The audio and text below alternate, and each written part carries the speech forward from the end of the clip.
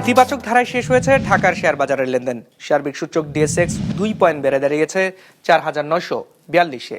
হাতবদল হয়েছে 352 কোটি টাকার শেয়ারের মালিকানা। লেনদেনে অংশ নেওয়া প্রতিষ্ঠানগুলোর মধ্যে দর বেড়েছে 140টির, কমেছে 175টির, আর অপরিবর্তিত আছে 78টির দর। এবার বাজার নিয়ে বিশ্লেষণ শুনব ইনভেস্টিড অ্যাসেট ম্যানেজমেন্ট লিমিটেডের। বাজার আজ ইতিবাচক ধারায় শেষ হয়েছে। শেষে আজ ইন্ডেক্স বেড়েছে 0.05%। দিনের শুরুতে বাজারে সেল প্রেসার লক্ষ্য করা গেলেও পরবর্তীতে মার্কেট নিচে থেকে রিকভারি করে। দিনের পুরোটা সময় জুড়েই বাজার আজ সাইডওয়েজ মুভমেন্টে ছিল।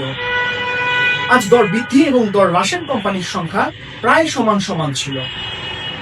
ইন্স্যুরেন্স সেক্টরে বায়ারদের আজ শক্ত আধিপত্য লক্ষ্য করা যায়। মার্কেট টার্নওভার আজ গত কার্য দিবসের তুলনায় 14.5% হ্রাস পেয়েছে।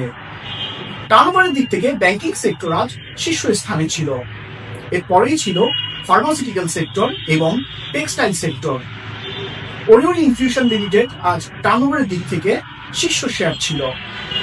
আজ সর্বোচ্চ দর বৃদ্ধি পেয়েছে people leasing and fin service limited, যেখানে সর্বোচ্চ দর হ্রাস পেয়েছে premier leasing and finance limited.